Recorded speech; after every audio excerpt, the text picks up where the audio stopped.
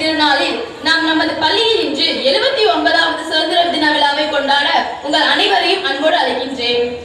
எல்லாம் வல்ல இறைவனை போற்றி மகிழ்வோம். மொழியை முதன்மையாக போற்றும் நம் தமிழகத்தில் தமிழ்தாய் வாழ்த்து பாட வருகின்றனர் நம் தோழிகள்.